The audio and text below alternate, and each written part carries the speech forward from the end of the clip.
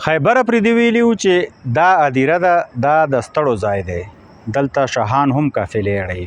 هو دا په اسلام آباد کې د ایچ هدیره ده، چرته چې د ادب ډیرو شاهانو قافلې اړولې دي.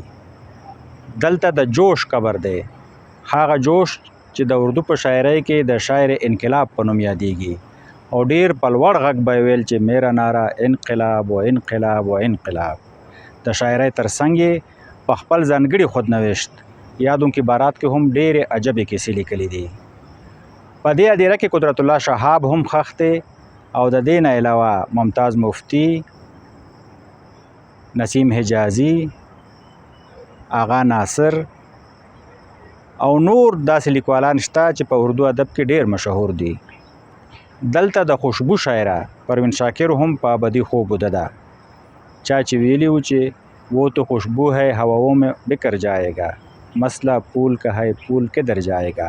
دلته احمد فراز هم اوده دی، چا چې دا ارمان کړی و نه درد ہو نہ علالت دعا کرو کہ فراز بہار کی کسی شب کو سکون سے مر جائے. د نور هدیرو په شان دا هم یو خاموشه هدیره ده، خلک لږ ورته راځي، خو چې کله هم د دې لیکوالانو تلین یا د زیږون ورځ وي نو د دوی مینوال راځي او د دوی په قبرونو ګلونه غوړوي.